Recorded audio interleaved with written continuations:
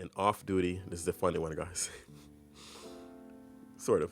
An off-duty NYPD sergeant shoots bat-yielding romantic rival outside Long Island home. Why did they title it? I don't understand why a romantic rival. Oh, It he's been. You know what it means. He's been getting down with his wife, quote unquote, for some time. And I believe the article mentioned that his wife and him had some marital issues, and he's been coming. The guy's been coming to the house. I count that as a rival. Okay, you're coming to my house when I'm not home. You're sleeping with my wife. Problems or not, no problems. You're coming, sleeping with my wife. You're a rival of mine. That's not a rival at all. It's one-sided. What? That is not a rival. That's one-sided. The person who's sleeping with your wife is not one bit. We're both. This person gets all the. We're both going for the glory. We're both going for glory. The glory is your wife. That's a rival. Yeah. What makes you think that he wants your wife? He's just trying to get action. You have to deal with all the emotional things that comes with it. When I say a guy wants a girl, usually when you say, okay, I want that girl, you don't want to date her. You want her, you want her physically. You don't want to harbor anything emotionally, okay? You just want the physical aspect of it. So, in terms of wanting her and getting her, that's my point. That's a rival. You got her, and that's my point. The husband is losing everything because he's not, like, he already had her, right? Like this, he's not gaining anything out of this. Oh, he's losing a lot too. That's what he's doing. He's losing a whole bunch. So basically, he came in that house. He saw her with him. The guy apparently, allegedly, I don't know. The article said he got a bat out of his car. So hold on, did he catch him in the parking lot or did you catch him in the house? I don't know. That's a good question. You're right. So basically, he got his bat from the car, and then the cops shot him on the chest, and thankfully the guy lived. Yeah, man. What do you think about the guy? What do you think about shooting your rival for your wife? You think he's gonna get her back by showing how passionate he is for her? You think that's what's going to set the relationship down the right path? This is when you sent me this one, I think or I thought it was supposed to be serious, but I couldn't find anything serious in here, like besides the fact that someone got shot.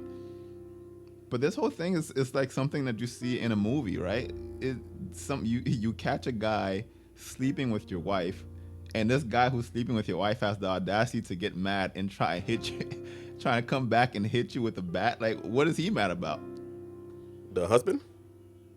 No, the guy who was cheating with the wife. You feel threatened. The guy's a cop. We know how we feel about cops. I'm pretty sure we don't feel so safe. And I'm sleeping with your wife. I feel threatened. I'm going to get a bat. I'm going to try to get out of the situation. Okay. What do you want me to do? Just back out? You're gonna beat my brains in. I'm gonna beat you to the punch. Maybe I'm missing something here, right? It says that the cop ordered the 29-year-old man out of his house, who pulled the bat out of his car and tried to hit the cop. That's what I'm saying. Where was he? In the house or in the car? Or next to the car?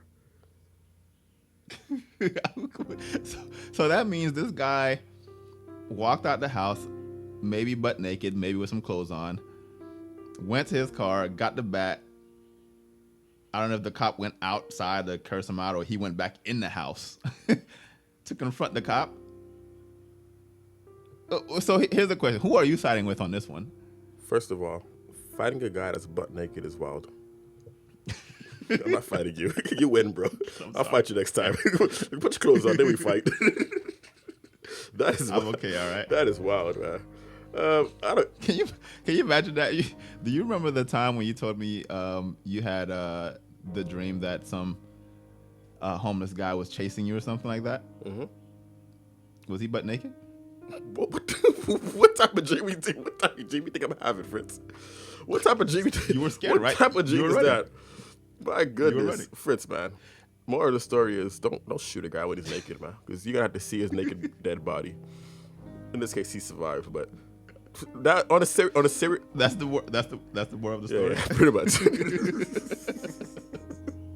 On a serious note, I don't think it's that serious. I don't really think it's that this much of a correlation, but that goes to people, and this is the danger of guns in your possession. Because with a gun, you have so much power, and you want to yield that power. So he had a gun, and his first inclination was to shoot him in the chest, not to shoot him in the leg. And this is a cop. This is an issue we see pervasive in the streets, where cops they're usually a little too aggressive. I understand they have to be, but in cases where we see injustice, they usually don't have to be that aggressive. They could do a better job if they're more trained to de-escalate the situation. Instead of de-escalating the situation, I understand emotions were high. In terms of de-escalating the situation, his first inclination was, okay, I got to shoot him in the chest, instead of disarming him or de-escalating the situation. And that goes into the streets we see where cops are shooting people, unarmed people. I think they have to better train these people. Because let's think about this. I was thinking about this the other day.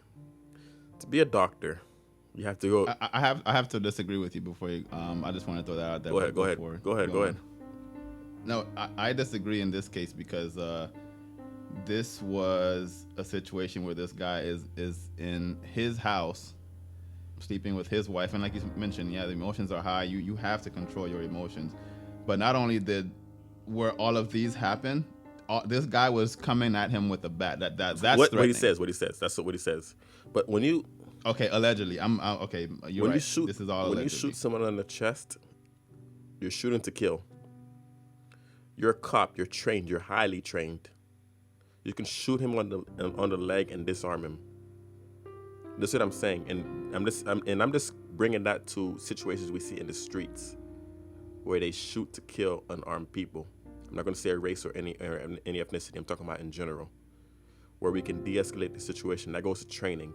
I don't think those two, this story and those things correlate very well. That's just my opinion. I think the training aspect and the mentality is what I'm talking about. The training and the mentality and being highly trained. I'm going to bring that back to high professions that we trust in. To be a doctor, 4 years undergrad, 4 years medical school, 2 years, depending on 2 to 4 years residency, 1 year fellowship. Someone we put our faith in goes through that rigorous training. It could be anything. Engineer, lawyer. Lawyer, you go to law school, 4 years undergrad law school, right?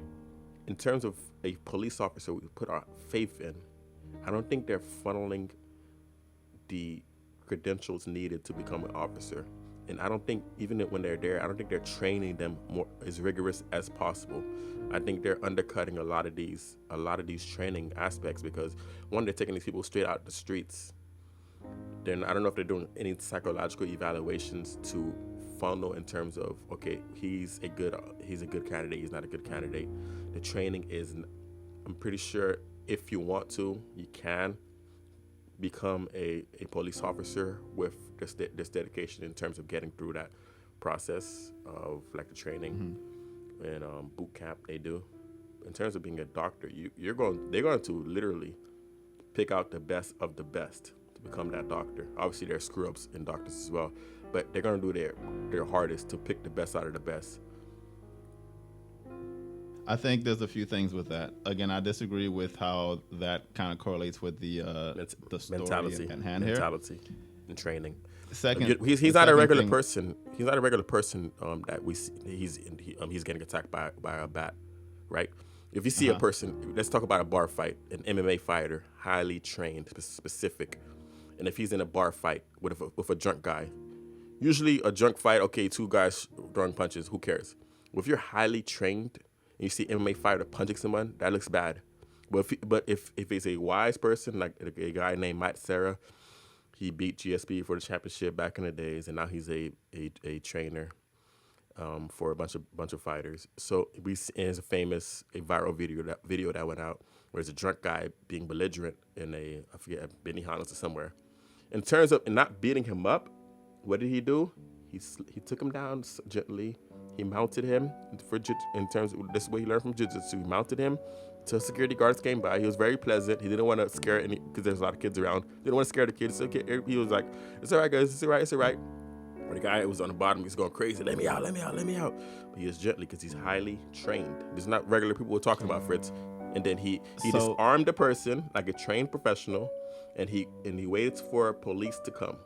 Police arrested the guy. So I want to talk about regular people, highly trained people. Yeah. So let me address your highly trained comment. So you also compared it to doctors. If you compare the amount of training to the amount of training that I believe doctors have to go through versus the amount of training initially before you go into that profession. Make my point.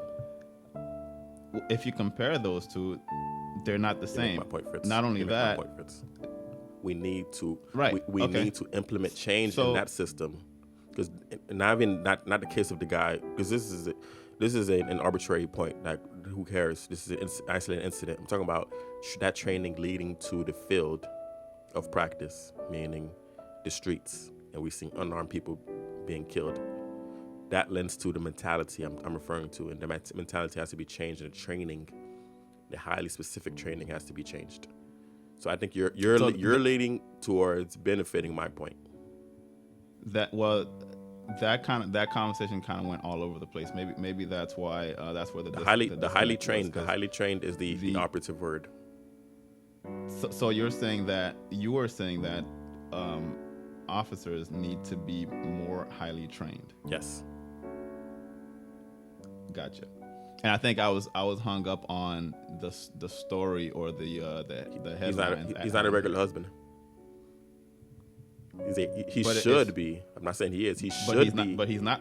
But to your point, then he's not highly trained. He's more trained than a regular person still. But how much is that in comparison to a doctor, to a regular person? That's apples and oranges. But in terms of regular person with a gun, these guys are trained. Relatively, they're highly trained. Can they be more highly trained? Yes, but they're highly trained, relatively speaking. He has an obligation to carry out what his title is as a professional servant to the community. So again, sticking to this story. We still have to isolate the variable. The variable is a highly trained police officer, a police sergeant. Right, okay. And so sticking to this story, and again, he's trained relatively high. And assuming that, and I'm going to assume that, this guy did have a bat and he was coming at him. I'm okay with him defending, quote unquote, himself. Anything else to add to that? No. I don't really care to the situation, but I'm just saying the mindset carries over to the streets. That's where I care about it. But in this case, the mindset in terms of how he defends himself is what I'm referring to. How you're not a regular husband that's defending himself. You're a highly trained police sergeant that's defending himself. I can agree with the correlation to it being in the field of play. Like if he's on duty, and it was a different situation. It's the mindset. He's in a strenuous, stressful position, and we usually, in terms of like in a fight, we train. If we train a new, we try to train a new move, a spinning back kick. It's all cool when we're in practice. It's not really a high stressful environment.